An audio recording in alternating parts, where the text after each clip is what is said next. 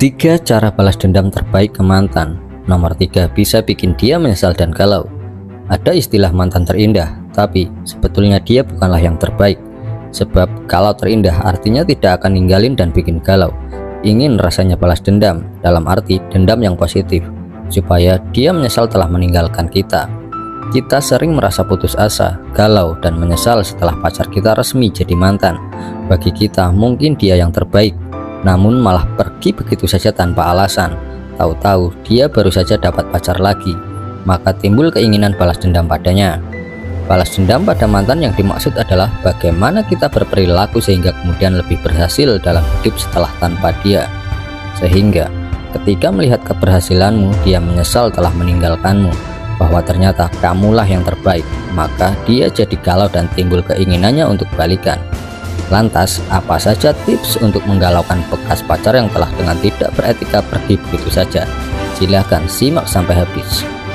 Yang nomor 1, tenang dan biasa saja. Tak jarang biasa seseorang yang memutusin ingin melihatmu galau. Bertubi-tubi ia lakukan hal untuk mencabik hatimu. Misalnya dengan punya kekasih baru, lalu ditunjukkan ke lo dan orang-orang melalui sosial medianya.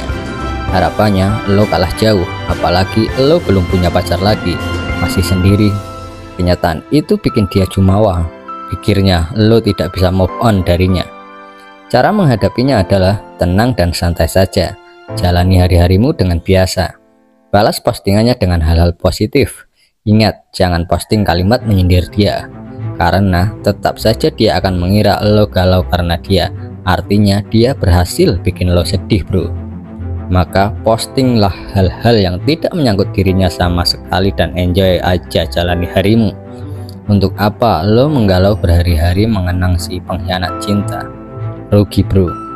Yang nomor 2, JCL. Apa itu JCL? Tepatnya jatuh cinta lagi, bro. Percaya atau tidak, rasa galau bakal sirna segera ketika kita telah menemukan tambatan hati baru. Maka saat kita ditinggalin seharusnya kita tidak berlarut dalam kesedihan. Kalau diputusin ya udah biasa saja. Itu pertanda bahwa sebetulnya dia bukan orang baik. Dia bukan orang yang tepat untuk dampingi hidupmu, bro. Maka jangan pernah berpikir atau berusaha untuk minta balikan dengannya. Toh jelas-jelas pribadinya tidak baik. Karena kalau baik tidak mungkin selingkuh lalu minta putus tiba-tiba dan jadian dengan selingkuhannya itu. Biarin saja, menjauhlah. Kini saatnya lo punya peluang untuk mendekati dan menggait hati yang lain. Beri kesempatan bagi pribadi yang siap untuk dicintai dan disayangi dengan tulus.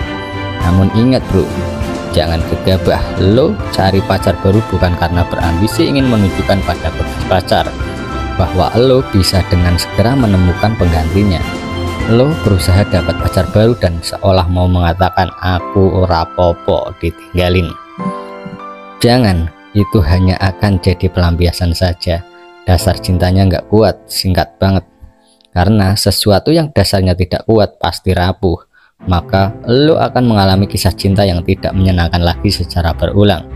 Pilihlah pasangan yang baru dengan hati dan pastikan juga dia punya ketertarikan yang kuat. Benar-benar tulus sayang sama lo, bro, dan kalian merasa cocok tentunya. Yang nomor 3, berprestasi. Tidak bisa dipungkiri, pribadi yang penuh prestasi akan jadi rebutan. Impian setiap orang adalah punya pasangan yang berprestasi, karena udah pasti cerdas, disiplin, bekerja keras, berwibawa, mapan, mandiri, dan keren pula.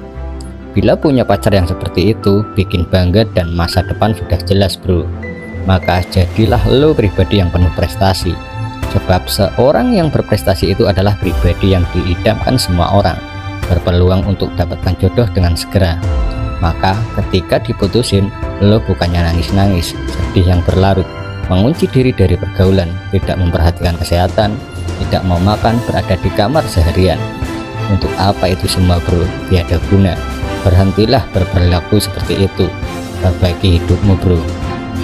Inilah sebetulnya kesempatan memperbaiki kualitas pribadimu, menjalankan hidupmu sendiri dengan tenang, melanjutkan hobi yang sempat tertunda, melanjutkan sekolah lagi, membangun bisnis dan lain sebagainya.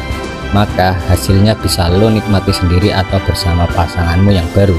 Misalnya lo baru saja menyelesaikan pendidikan pasca sarjana di universitas terkenal, bekerja di perusahaan besar, dapat penghargaan di sana sini, diundang jadi pembicara di mana-mana, memiliki bisnis yang cabangnya sudah ada di beberapa kota besar, jadi konten kreator yang followersnya sudah 10 jutaan dan lain sebagainya. Sekarang lo akhirnya bersyukur diputusin secara sepihak itu bukanlah penderitaan yang harus diratapi, tetapi ajang untuk memperbaiki diri, bro. Karena kalau itu tidak terjadi, lo pasti tidak akan sesukses sekarang. Jangan ingat-ingat lagi masa lalu yang kelam. Fokuslah menatap masa depan yang cerah bersama pasangan yang tulus mencintaimu, karena dia lebih pantas untuk dibahagiakan. Itulah beberapa tips cara untuk membuat bekas pacarmu mati kutu. Bukan bermaksud membuat dia menderita karena perlakuan negatif kita kepadanya. Misalnya dengan terus melakukan teror, mengirim pesan ancaman, black campaign, memberikan stigma buruk di depan publik, bullying, sebarkan foto vulgar miliknya, dan lain sebagainya. Bukan begitu, itu adalah cara terburuk dan terbodoh bila lo lakukan. Daripada memelihara rasa galau nggak karuan, lebih baik memilih jalan hidup penuh prestasi, berusaha naikin level kualitas hidup, sehingga ketika mengetahui keberhasilanmu, dia menjadi minder dan begitu besar rasa sesalnya kenapa dulu telah pergi darimu begitu saja. Semoga bermanfaat dan sampai jumpa di video